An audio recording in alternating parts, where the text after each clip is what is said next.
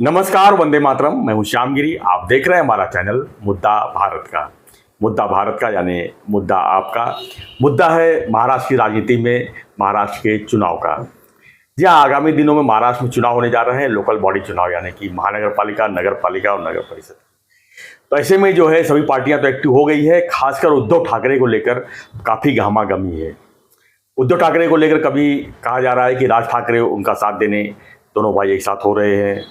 कभी ये कहा जा रहा है कि उद्धव ठाकरे बीजेपी से अंदर ही अंदर गठबंधन करने की कोशिश कर रहे हैं। ऐसे में एकनाथ शिंदे का क्या होगा, ये भी चर्चा का विषय है।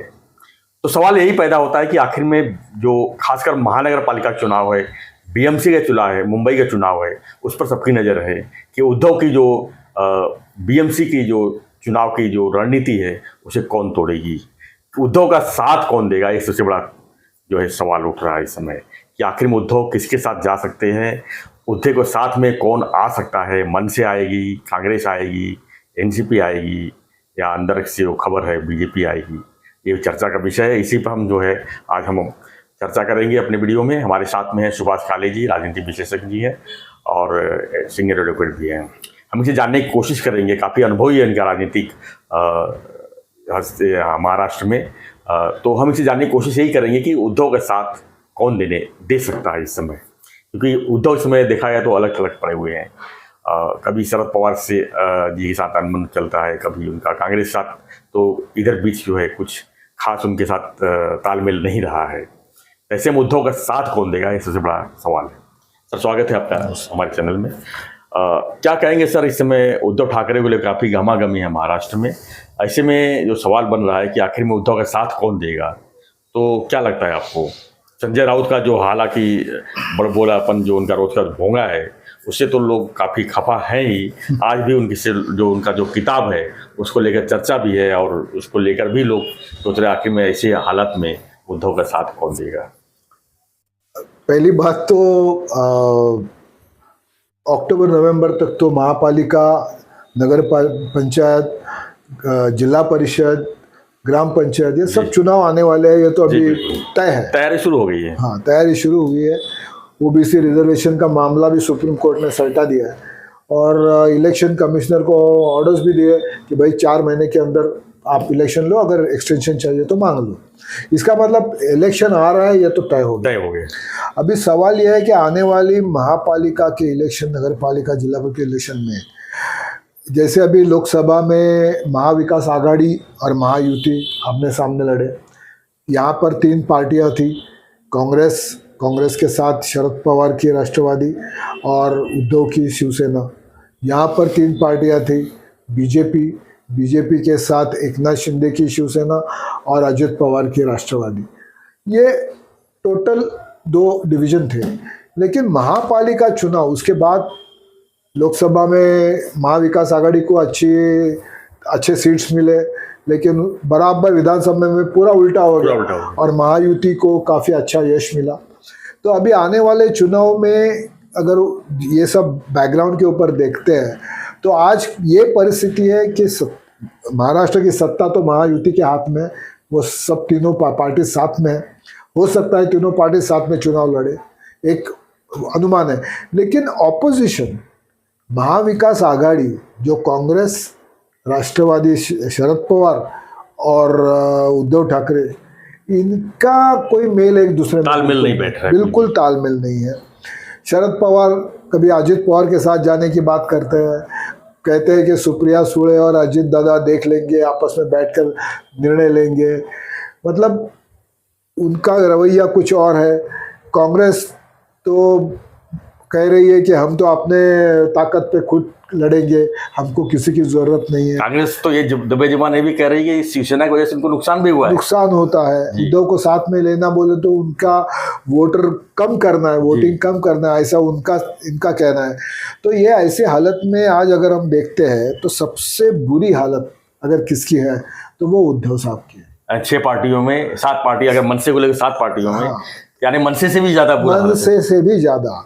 इसके कारण है कि उद्धव ठाकरे, शिवसेना, उनको आज तक का उनका जो रवैया रहा है पिछले 2019 से लेके आज तक, 2019 में उन्होंने कांग्रेस और राष्ट्रवादी के साथ मिलकर सत्ता स्थापन की, लेकिन तब से जो उनका रवैया है वो किसी भी हालत में बीजेपी के साथ जाने वाला दिखता नहीं है जी।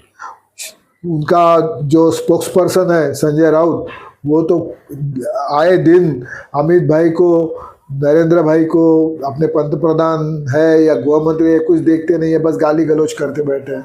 तो उनका बीजेपी के साथ जाना या बीजेपी उनको साथ में लेना ये नामुमकिन, ये तो एक हो गया, क्लियर है कि नहीं जा सकते।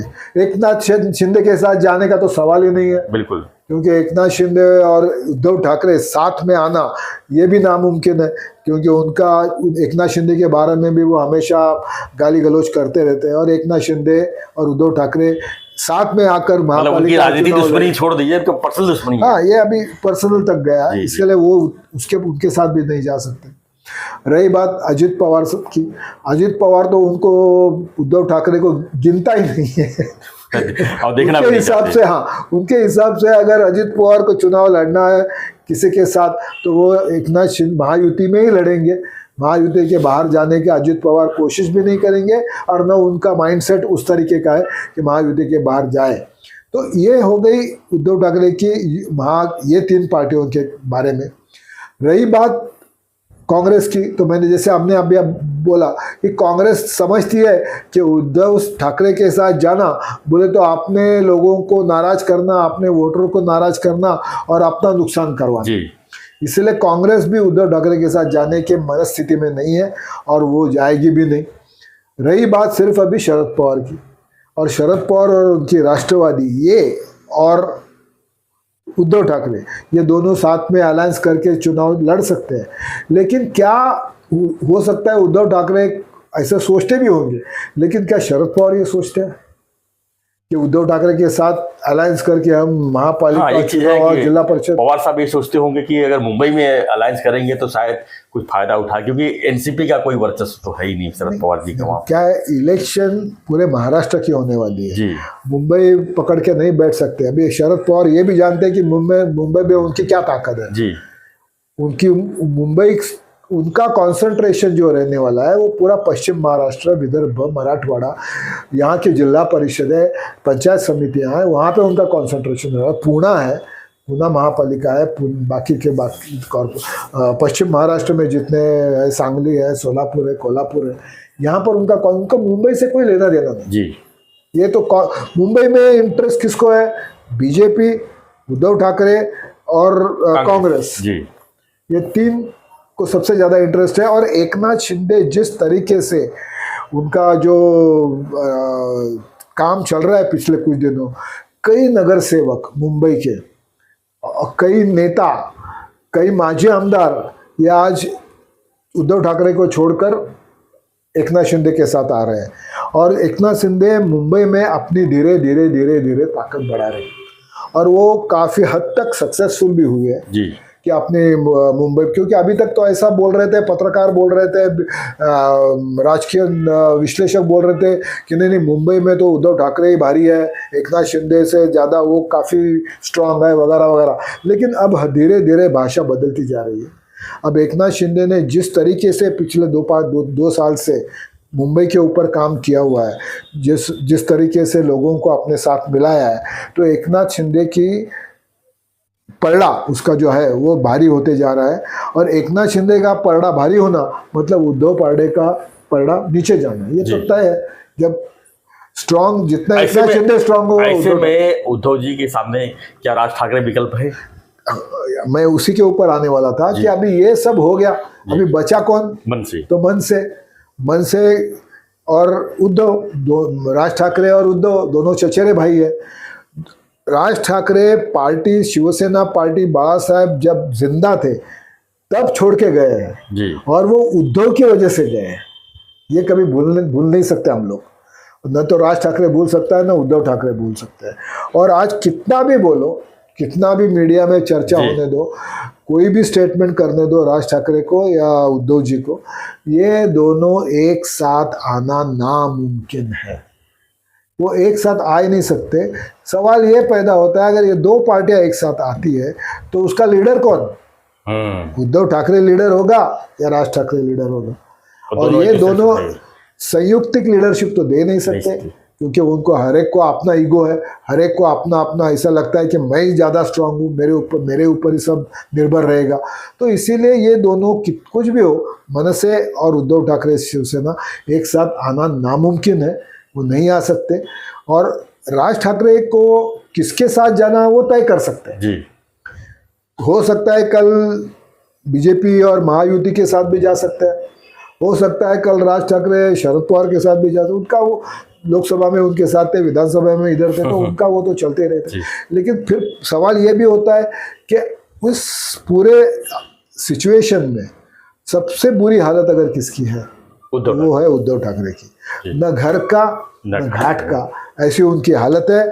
न कोई उनको साथ में लेना चाहता है, उनको अगर किसी के साथ जाने की कितनी भी इच्छा हो, लेकिन सामने वाला उनको लेने की, आज कोई भी पार्टी उद्धव से हाथ मिलाने की मानसिकता में नहीं है।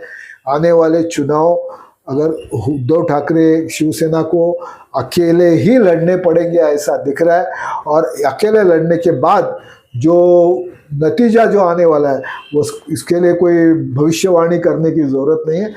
विधानसभा से भी बुरी हालत उनकी होने वाली है, और जो पूरे महाराष्ट्र में उद्धव ठाकरे सेना जो कुछ थोड़ी बहुत बची है, वो भी आने वाले समय में मुझे लगता है कि बहुत बुरी हालत होगी उनकी, और मुंबई उनके हाथ से किसी भी हालत में जाएगी।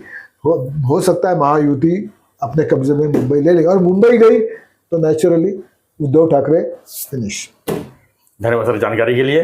तो फ्रेंड्स, हमारा चर्चा ये था कि उद्धव का साथ कौन देगा, या उद्धव जो है किसी साथ जा सकते हैं, क्योंकि मुंबई का चुनाव, मुंबई महानगर पालिका का चुनाव एक लास्ट ऑप्शन बचा है उद्धव ठाकरे के लिए, कि उनको जो है संजीवनी बूटी जो है मुंबई दे सकती है। लेकिन ऐसी हालत में जो स्थिति बनी हुई है, ऐसा लग रहा है कि उनके हाथ से अब संजीवनी बूटी भी नहीं रह पाएगी, और वो किसी तरह जो 2019 में जो उन्होंने गलती किया है, उसका परिणाम जो है लगातार वो भुगतने के लिए तैयार ही रहना पड़ेगा। यानी कि डूबती नैया पर कोई भी सवार नहीं होना चाहता है, ये बात तो तय हो गई है, और हर कोई यही चाहता है कि डूबती नैया में हम क्यों सवार हुए। यानी जो हालत आज उद्धव ठाकरे की हुई है, उसका जिम्मेदार कहीं न कहीं उनका एक मुख्यमंत्री का सपना होने का जो कुर्सी था, वो उनको ले डूबी है। ये बात सिद्ध हो जाएगी ये लोकल बॉडी चुनाव के बाद, मुंबई महानगर पालिका चुनाव के बाद। तो फ्रेंड्स, आप क्या सोचते हैं इस बारे में, आपकी क्या प्रतिक्रिया है, हमें कमेंट बॉक्स जरूर लिखिए, और ऐसी खबरों के लिए बने रहिए हमारे साथ, देखते रहिए हमारा चैनल मुद्दा भारत का। चैनल को लाइक, शेयर और सब्सक्राइब जरूर करें। धन्यवाद सर, धन्यवाद, जय हिंद।